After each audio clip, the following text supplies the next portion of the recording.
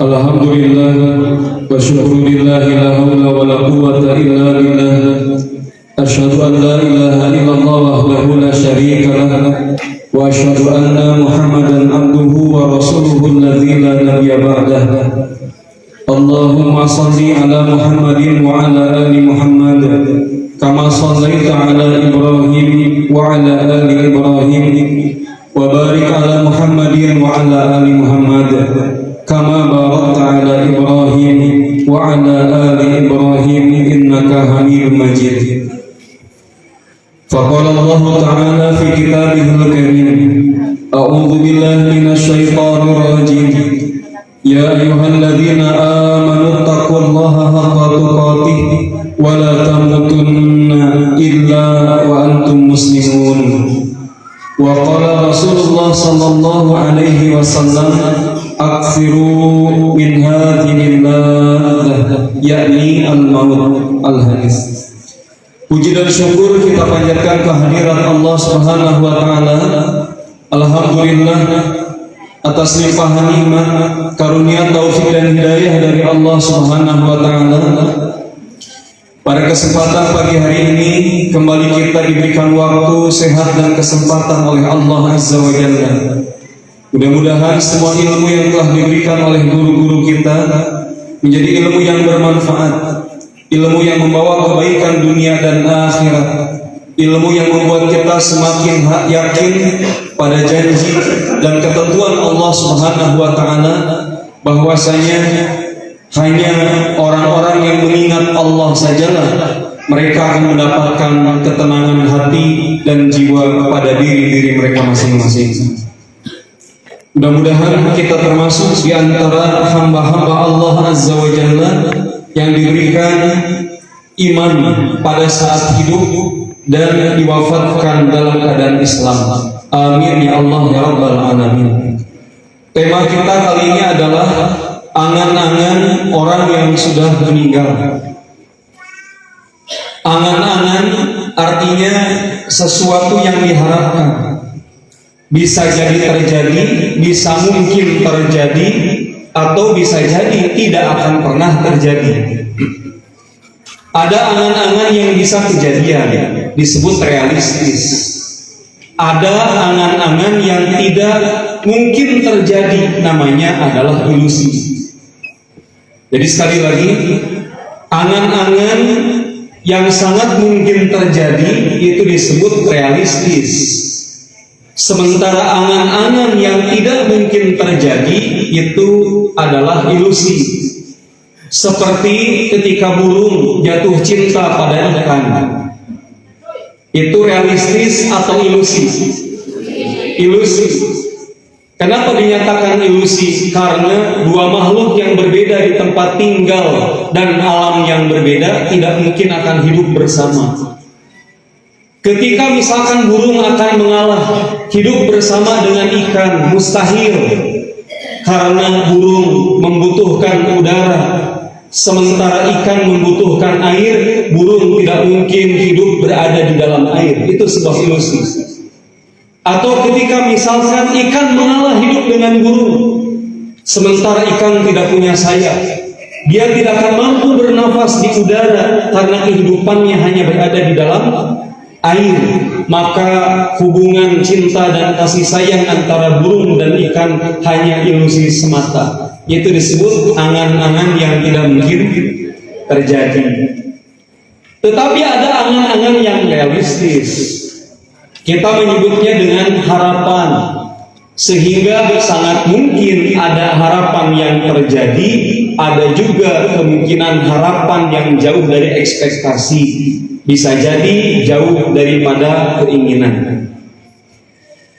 Imam Al-Ghazali rahimahullah, beliau mengatakan bahwa cara hidup kita di dunia adalah bayangan cara kehidupan kita di akhirat nanti. Jika di dunia diisi dengan ketaatan, di dunia diisi dengan kebaikan, maka nanti kelak di yaumil qiyamah kita akan mendapatkan buah dari apa yang telah kita tanam. kita akan memanen hasil dari kebaikan yang telah kita lakukan. Tetapi siapa di antara kita hidup dalam keburukan, bergelimang dosa dan kemaksiatan, maka pada saat kelak di yaumil qiyamah, apa yang telah kita tanam di dunia akan kita panen, akan kita tuai hasilnya bersesuaian dengan apa yang telah kita lakukan. Keburukan menghadirkan kecelakaan dan musibah juga mendatangkan kebinasaan. Sampai kemudian orang tua kita mengatakan, melak cabe jadi cabe, melak bonteng jadi bonteng, melak hade jadi hade, melak goreng jadi goreng. Atau di dalam Al-Quran Allah berfirman, in ahsantum ahsantum li anfusikum wa in asaktum falaha.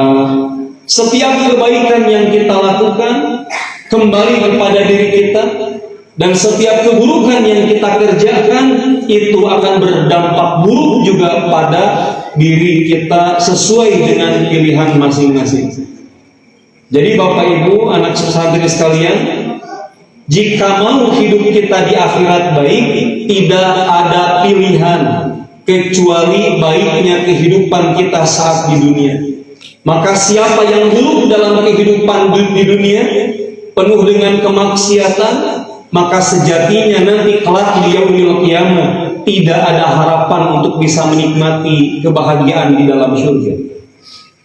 Dalam ilmu nahwu, angan-angan itu ada berada dalam beberapa kata. Pertama yang masyhur adalah la'alla. Ada la'alla itu dimaknai sebagai mudah-mudahan. Pertama ada la'alla bimakna tamanni. Apabila perkara itu dimungkinkan terjadi, maka penantian keberhasilannya disebut taroji. Oh, ini harusnya taroji dulu nih. Ini bimakna taroji. Ini yang pertama harusnya atas judulnya itu bimakna taroji itu. Apabila dimungkinkan terjadi, sangat mungkin yang diharapkan itu akan kejadian, itu disebut dengan bimakna taroji. Asalkan sebab dan akibatnya diperhatikan. Contoh, di dalam Quran surah Al-Baqarah ayat 183 tentang saum, ujungnya ada kalimat la'allakum tattaqun, mudah-mudahan kalian menjadi orang bertakwa.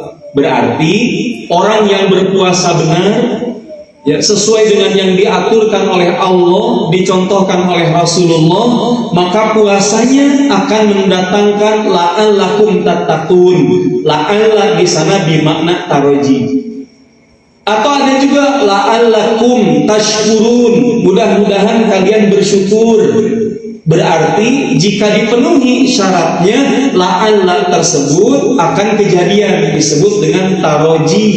Artinya tunggu saja saat keberhasilannya. Bapak Ibu ayah bunda pernah mendengar kalimat usaha tidak mengkhianati hasil? Pernah mendengar begitu? Usaha tidak mengkhianati hasil. Hasil berbanding lurus dengan ikhtiar. Teori ini tidak bisa disamaratakan untuk semua kejadian. Titik. Ulangi ya. Ada quotes yang mengatakan usaha tidak mengkhianati hasil. Hasil berbanding lurus dengan ikhtiar. Tidak semua kejadian akan sama dengan teori itu. Tidak begitu. Hanya yang berlaku sebab akibat saja yang bisa menghasilkan usaha tidak mengkhianati hasil. Karena berapa banyak orang usaha berikhtiar tapi tidak menemui hasil. Contoh pertama, usaha berbanding lurus dengan hasil. Hasil berbanding lurus dengan usaha. Misalkan ketika belajar pasti pintar, itu benar. Saat orang belajar pasti pintar. Saat orang berilmu pasti tahu. Nah, itu namanya adalah sebab akibat.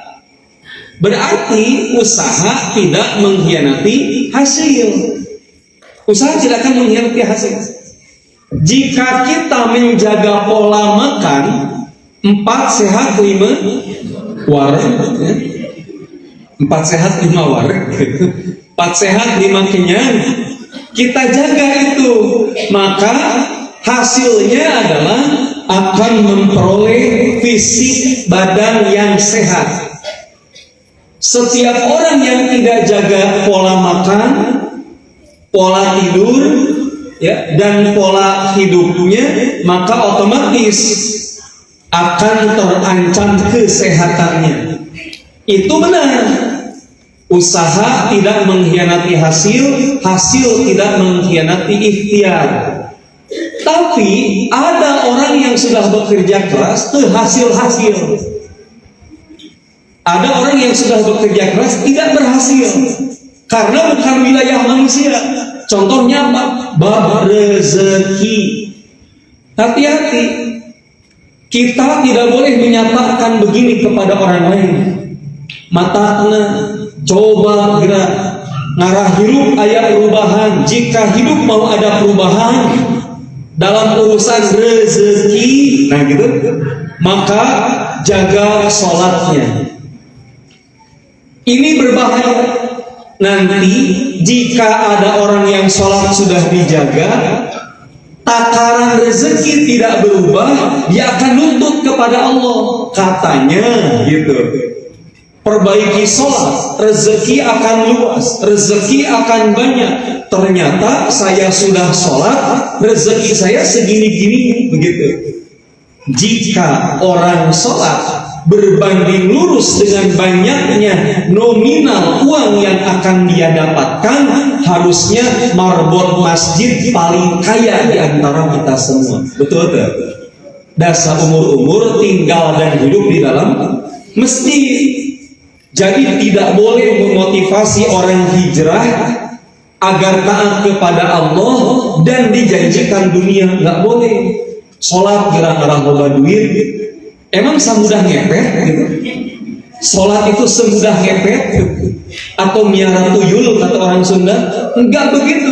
Sholat mendatangkan ketenangan, sholat mendatangkan kebahagiaan, sholat mendatangkan kenyamanan. Saat ikhtiar didampingi ketenangan dan kenyamanan pasti maksimal.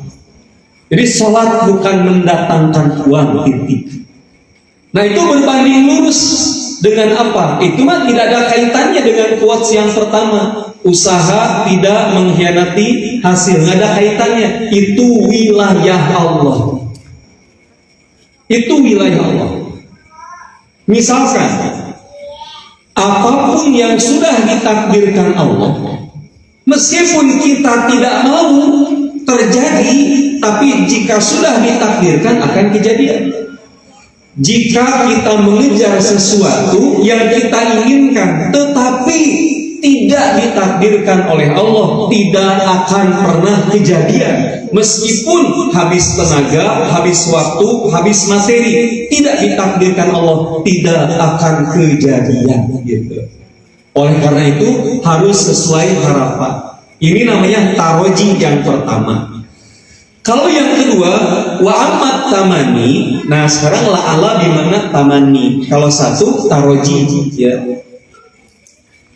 Adapun disebut tamani adalah menurut terjadinya sesuatu yang diinginkan, yang tidak diharap keberhasilannya karena mustahil terjadi atau sulit tercapai. Seperti ada istilah bagaikan pumuk merindukan rembulan. Ari pumuk teh naon? Halo. Seperti pumuk merindukan rembulan. Ari pumuk teh apa? Sehingga disebutkan sesuatu yang mustahil. Atau seperti unta mau masuk ke lubang jarum, bisa nggak? Mustahil. Tamani hanya angan-angan saja. Itu namanya tamani, angan-angan saja. Nah oleh karena itu kita lihat nih, Berapa banyak, bukan berapa banyak, orang-orang yang sudah meninggal, mereka lebih banyak tamani, berangan-angan untuk kembali ke dunia, dan itu mustahil. Dalam Quran surah Al-Hadid ayat ke-16 Allah berfirman, wala, dan janganlah yakunu, kalian menjadi kalladzina, seperti orang-orang utul kitabah, yang telah diberi kitab sebelum Al-Quran, min qablu fatola alaihimul amad, kemudian mereka melalui masa yang panjang sehingga mereka menjadi hatinya keras. Banyak di antara mereka adalah orang-orang yang fasik. Tulul amal itu artinya adalah, contoh paling jelasnya, pengen masuk surga tapi kehidupan maksiat. Pengen jadi ahli surga tapi pekerjaan dia kufur kepada Allah. Itu namanya tulul amal. Atau bahasa keseharian, pengen kaya tapi kerjanya rebahan. Pengen dapat banyak uang tetapi dia bermalas-malasan. Itu disebut tulul amal dalam bahasa Arab. Diganti dalam bahasa Sunda bukan pakai u tapi jadi pakai. Sudah tahu? Dalam bahasa Arab tulul amal artinya panjang angan-angan. Gitu. Sesuatu yang tidak mungkin kejadian, tidak kerja, pengen kaya, tidak belajar, mau pintar, pengen ke surga tapi tidak beribadah, itu tulul amal. Dalam bahasa Indonesia tulul ini u diganti jadi o, disebut begitu. Astagfirullah. Celaan terhadap sifat tulul amal. Nabi bersabda, la yazalu qalbul kabiri syaban fitnataini. Orang sudah tua, nah alhamdulillah yang hadir umur 30 ke bawah rata-rata. Orang yang sudah tua senantiasa berhati muda pada dua perkara. Geningan orang-orang lanjut usia 60 tahun ke atas selalu merasa muda dalam dua perkara. Satu, fi hubbid dunya, dalam cinta dunia. Lanjut usia, ya, aki-aki umur 70 tahun atau usiamu 7 mulut. Ibu coba gitu ya. Dasar cenah aki-aki 7 mulut. Itu maksudnya apa? Aki-aki 7 mulut teh naon? Dalam urusan dunia, orang tua lanjut usia 60 tahun ke atas, cita-cita nama si aki teh anger we hoyong nikah jeung gadis. Urusan dunia mah teu mau kalah, itu tidak mau kalah dengan anak muda. Tidak mau kalah dengan anak muda. Urusan dunia selalu tampil paling depan, merasa tetap paling muda untuk urusan dunia. Yang kedua, wa taulul amal, dan yang kedua adalah panjang angan-angan, disebut melamun, dalam bahasa Sunda ngalamun. Ngala artinya apa? Ngala mengambil, memetik. Ngalamun sesuatu yang berada di luar jangkauan. Mun ngalamun, mun kitu, mun kieu, eta ngalamun teh gitu. Ngalamun ya artinya adalah ngambil, memetik sesuatu yang jauh, tidak terjangkau. Jadi ngalamun. Bahasa Indonesia melamun, bahasa Arabnya tulul amal, panjang angan-angan. Angan-angan orang kafir. Orang-orang kafir sesudah meninggal dunia baru mereka berangan-angan. Nah, angan-angan orang kafir apa? Nah, sebelum ini dulu, Bapak, Ibu, Ayah, Bunda, orang ketika meninggal dalam sebuah kitab disebutkan, saat orang meninggal dunia, pas dicabut ruhnya, dicabut nyawanya, dia merasa dia sedang bermimpi. Jadi pas sakaratul maut ngerasa bahwa itu sedang sakaratul maut, tapi setelah tidak bernyawa dia merasa sedang bermimpi. Dia merasa sedang bermimpi. Dia mengalami proses ketika ditangisi orang. Dia mengalami proses dalam keadaan dimandikan orang. Itu rasanya mimpi bagi orang yang sudah meninggal, rasanya mimpi. Maka dia berusaha mau bangun dari mimpi. Pengen segera bangun dari mimpi karena dianggap itu mimpi buruk.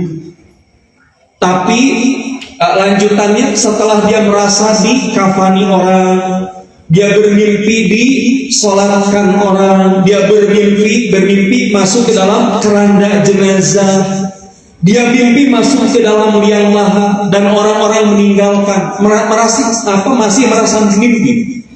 Tapi saat dia terkujur kaku, baru terbangun dari mimpi saat datang dua malaikat yang akan bertanya di alam kubur, Munkar dan Nakir. Kemudian dibangunkan. Saat dibangunkan, baru dia tersadar, oh saya sudah mati ini gitu. Oh ternyata saya sudah mati. Maka di sana dalam beberapa hadis, yang pertama yang sahihnya akan diperlihatkan foto, gambar. Lalu ditanya ini siapa? Dan itu adalah fotonya Nabi Muhammad. Ini siapa? Hanya orang beriman yang tahu itu adalah Rasulullah, meskipun belum pernah berjumpa dengan Rasulullah. Gitu. Tapi bagi orang yang kafir, mati dalam keadaan maksiat, itu tidak mengenal itu adalah Rasulullah, maka dia akan dipukul. Maka disebutlah dengan kalimat ngoceah maratan langit, ngajirit maratan sorry ngoceah maratan jagat, ngajirit maratan langit, dipukul. Kalau dalam hadis yang masyhur ya dinyatakan ditanya dengan man rabbuka, siapa Tuhanmu dan sebagainya, meskipun katanya itu pertanyaan doif dari hadisnya, wallahu a'lam, yang jelas pada saat di alam kubur baru ngeh bahwa dia sudah mati begitu. Maka bagi orang kafir dia berangan-angan, satu, ingin jadi pasir. Kalau nanti di yaumil qiyamah manusia akan dibangkitkan dan dikumpulkan di padang mahsyar. Quran surah An-Naba ayat 40. Inna sesungguhnya anzarnakum, kami telah memperingatkan kamu, azaban qariba, dengan azab yang sangat qarib, sangat dekat. Yauma, pada hari yanzurul mar'u, manusia akan melihat ma qaddamat yadah, apa yang telah diperbuat oleh dirinya. Jadi selama kita hidup, amalan perbuatan kita diperlihatkan. Lalu dia mengatakan, yaqulu ya laitani kuntu turaba. Coba aja kalau saya jadi pasir. Dalam tafsir disebutkan, jadi saat di padang mahsyar itu ada proses kisos terlebih dahulu bagi para binatang. Misalkan ada badak, kemudian dia dengan sesama badak saling adu tubruk saat di dunia dan mati. Nah, yang mati ini dibangkitkan kembali dengan yang nubruk tadi, badak yang satu lagi, kemudian diadukan oleh Allah Subhanahu wa taala, harus dibalas. Yang di dunia mati, nanti di padang mahsyar dia harus menanduk badak yang telah membuat dia mati saat di dunia. Ketika sudah dibalas, itu jadi pasir berterbangan. Kalau ada domba dengan domba, pas ditanduk domba yang satu mati, nanti di yaumil qiyamah si domba yang mati ini akan dibangkitkan, harus kisos kepada yang menanduknya, ditanduk lagi yang di dunia yang hidup, maka saat yaumil qiyamah dia mati dan kemudian jadi pasir. Itulah yang disebut ya laitani kuntu turaba. Orang kafir bilang, kalau saja dulu saat di dunia saya jadi pasir, kayaknya saya aman, tidak seperti hari ini mengalami kengerian. Gitu. Jadi itu bangsa-bangsa binatang dulu. yang terlebih dahulu akan dikisos di padang mahsyar. Jadi binatang-binatang dulu dan kemudian menguap jadi pasir. Yang kedua, orang-orang kafir berangan-angan mau kembali ke dunia. Quran surah As-Sajdah ayat 12.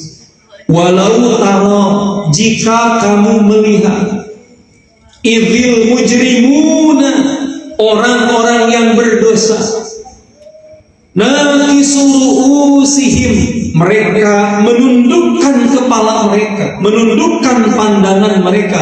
Itu punya makna merasa hina, menyesal gitu. Inda rabbihim, dan malu terhadap Allah. Kemudian mereka meminta, Rabbana, ya Tuhan kami, absorna, saat ini kami sudah melihat kengerian, melihat guncangan hari kiamat, melihat mahsyar, melihat neraka, wasami'na, dan kami telah mendengar gemuruhnya suara neraka, farji'na. Nah, ini mereka mau, kembalikan kami wahai Allah. Untuk apa? Na'mal salihah, agar kami beramal soleh. Kenapa kata mereka? Dan sekarang mereka, kata Allah, termasuk orang yang yakin bahwa kehidupan setelah kematian itu ada. Jadi kita tidak boleh mengeluh dengan hidup, karena orang-orang yang mati jauh lebih menyesal, pengen kembali hidup, tapi mustahil. Ari kita orang hidup ngeluh dengan mengatakan capek hidup teh. Kumaha mun kata Allah, sok atuh balik ka dieu hambaku. Coba kalau kata Allah begitu gimana kira-kira? Ya Allah, saya capek hidup teh. Kalau kata Allah, kalau begitu kembali sekarang juga. Kan teu mau eta oge. Kan tidak mau. Jadi jangan mengeluh dengan kehidupan yang ada, karena orang yang ada di alam barzakh saat ini pengen kembali ke dunia. Ari nu hirup ngeluh. Orang-orang yang hidup malah mengeluh, sementara orang yang ada di alam kubur pengen kembali ke dunia. Jadi syukuri nikmat hidup, karena orang yang meninggal pengen kembali ke dunia. Kemudian yang ketiga, orang-orang kafir berangan-angan pengen jadi muslim. Kita alhamdulillah takdir lahir dari keluarga muslim, diajarkan sholat, dikenalkan Allah, Nabi Muhammad dan agama Islam. Kita malah menjadi manusia yang kufur nikmat terhadap Allah. Sementara orang kafir, mereka berkeinginan kalau hidup pengen jadi muslim, padahal semasa hidup tutup telinga.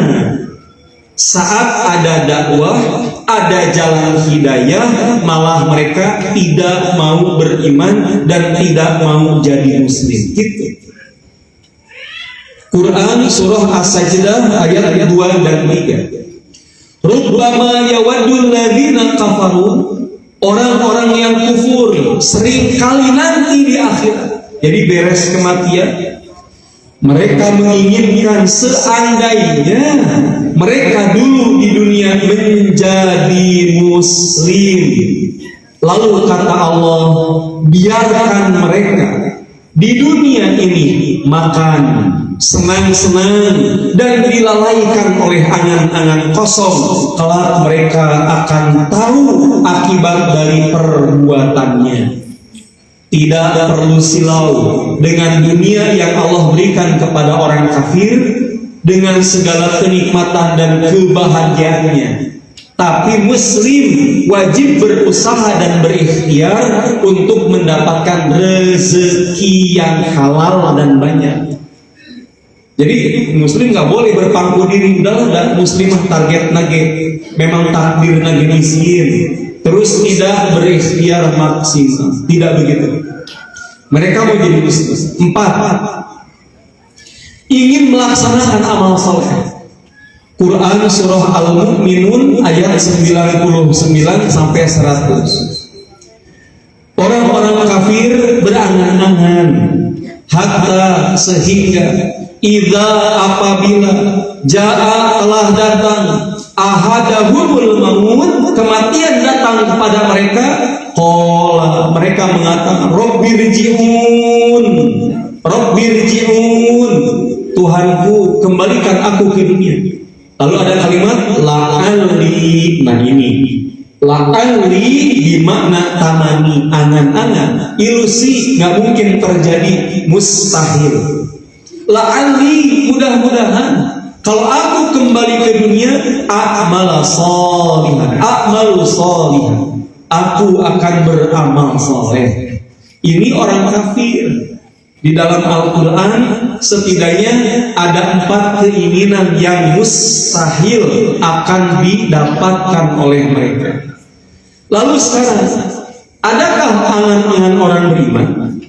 Orang-orang yang wafatnya husnul khotimah, apakah mereka punya angan-angan? Ternyata punya angan-angan setelah meninggal. 1.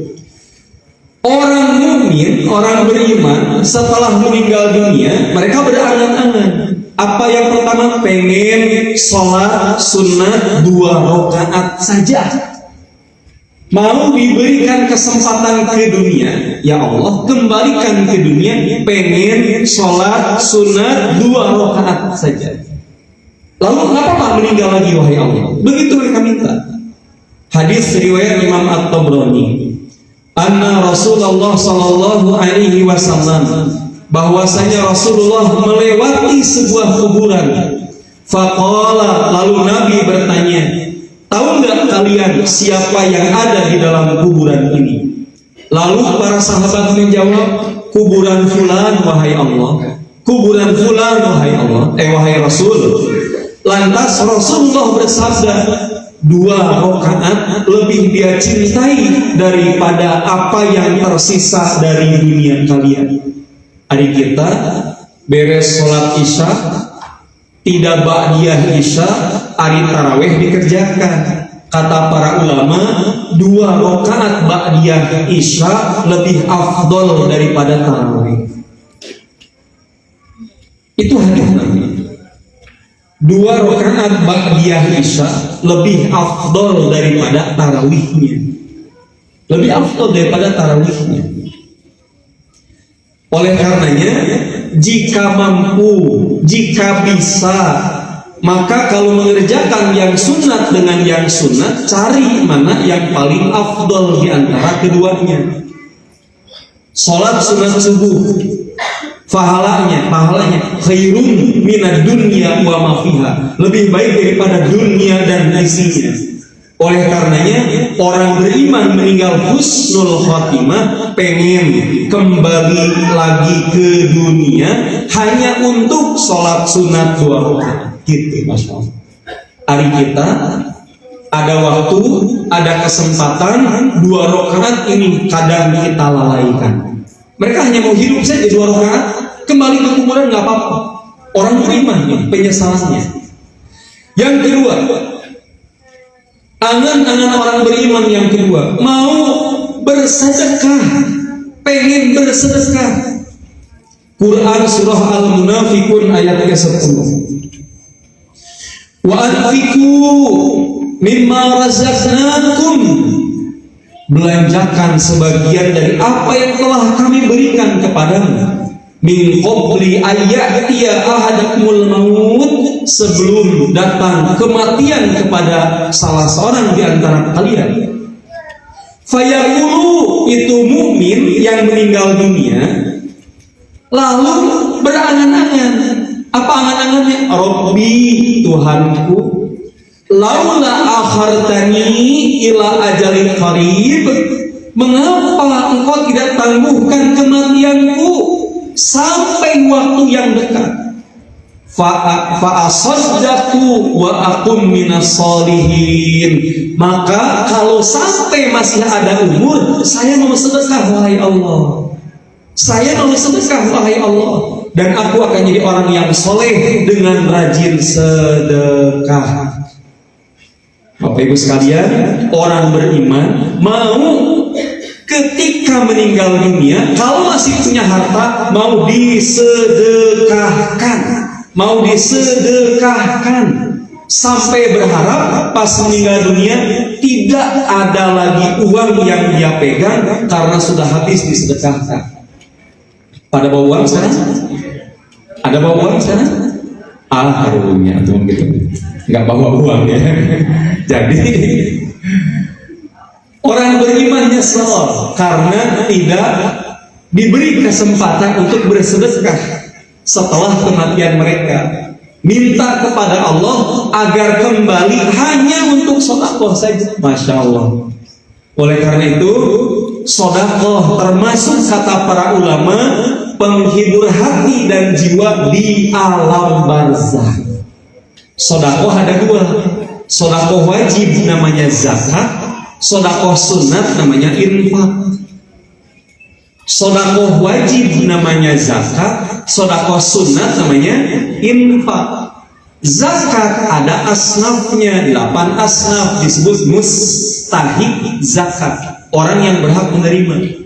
Orang yang mengeluarkan zakat disebut muzaki, orang yang mengeluarkan zakat. Infak, nah kalau infak artinya adalah sedekah sunat.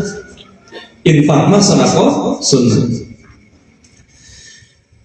Imam Ibnu Rajab dalam kitabnya Lataiful Ma'arif mengatakan, angan-angan terbesar orang yang telah mati di alam kubur mereka adalah hidup sesaat untuk meraih taubat dan amal soleh yang luput dari mereka.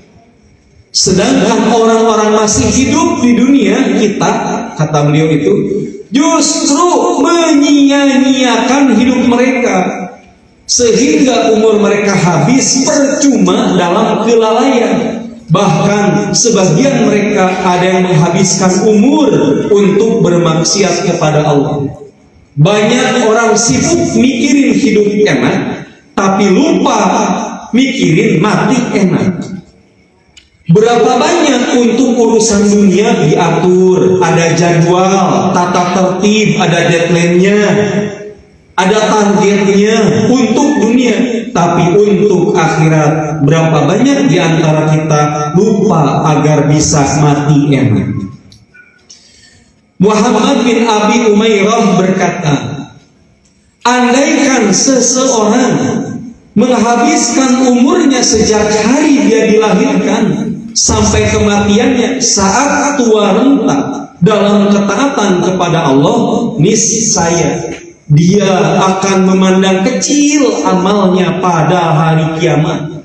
Jadi orang dari awal baligh sampai tua meninggal dunia soleh terus, tapi di yaumil kiamat tetap dia ngerasa sedikit sekali amal solehnya. Sungguh dia berkeinginan untuk bisa kembali ke dunia supaya dapat menambah pahala serta balasan kebaikan.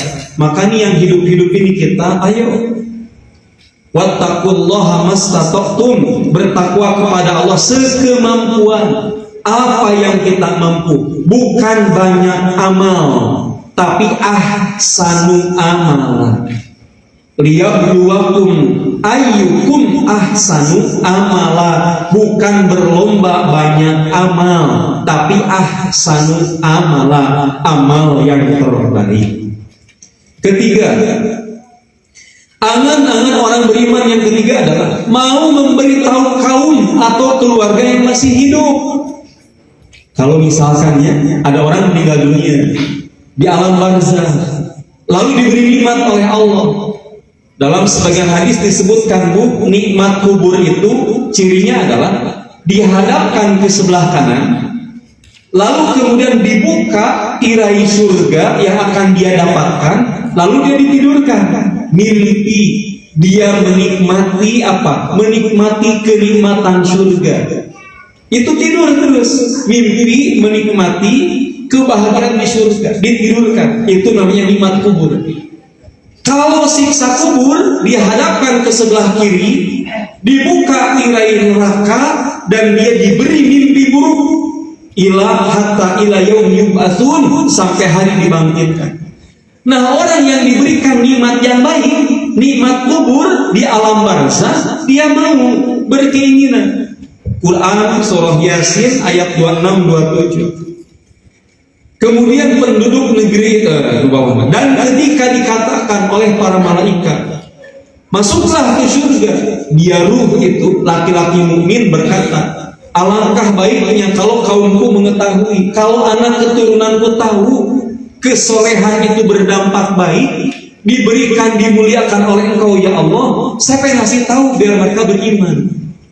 Jadi orang yang oleh Allah diberikan kebaikan di dunia, dia taat, dia soleh, wafat husnul khatimah, kemudian diberikan nikmat di barzakh, pengen kembali sebentar.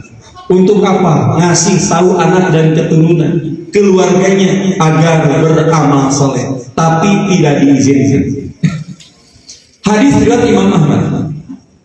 Rasulullah bersabda, apabila seorang mukmin telah melihat apa yang dilapangkan padanya di alam kuburnya, berbagai nikmat, berbagai macam kenikmatan, maka dia berkata ke malaikat, malaikat, biarkan diriku, aku ingin memberi kabar gembira pada keluargaku, pengen kembali tuh, pengen balik, hanya sebentar. Mau ngasih kabar pada keluarga kalau dia diberi nikmat oleh Allah. Tapi apa kata malaikat? Tenang, sudah tenang, udah nggak bisa lagi kembali.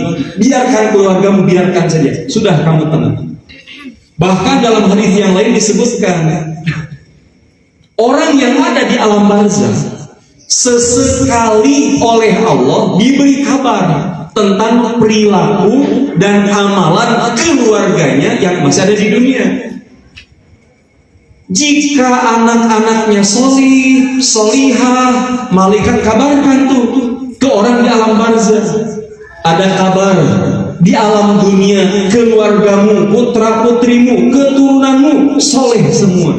Apa mereka berdoa yang ada di alam barzakh? Ya Allah, tetapkan mereka dalam iman, wafatkan mereka dalam Islam, dan gabungkan nanti bersama saya, bersama orang-orang yang mendapat kenikmatan. Gitu tuh, dikasih kabar. Jikapun yang kedua, keluarga, anak bermaksiat, berbuat dosa, dikabarkan ke yang sudah meninggal di alam barzakh. Anakmu, keturunanmu berbuat dosa, berbuat maksiat, gitu coba. Apa kata yang meninggal dunia itu, yang ada di alam kubur? Ya Allah, berikan mereka hidayah, berikan mereka hidayah agar tidak sebagaimana yang aku rasakan. Jadi dikabarkan itu tuh sesekali oleh para malaikat. Terakhir, angan-angan orang beriman yang keempat adalah ingin mati syahid lagi bagi mereka, khusus orang-orang yang berjihad fi sabilillah, seperti saudara-saudara kita di Palestina. Setelah meninggal pengen hidup lagi, pengen syahid lagi, berjuang lagi, meninggal lagi, pengen syahid lagi. Itu keinginan orang-orang yang beriman. Bapak, Ibu, Ayah, Bunda, oleh karena itu temanya saat ini sengaja ditampilkan, dihadirkan angan-angan orang yang sudah meninggal agar kita yang hidup mensyukuri nikmat hidup. Kata para ulama, Imam Al-Ghazali mengatakan hidup adalah nikmat itu tersendiri, nikmat yang paling besar. Karena orang yang meninggal dunia, mereka tidak bisa lagi diberi kesempatan untuk kembali beramal soleh di dunia. Nampaknya itu yang bisa dihadirkan, disampaikan materi kita pada pagi hari ini.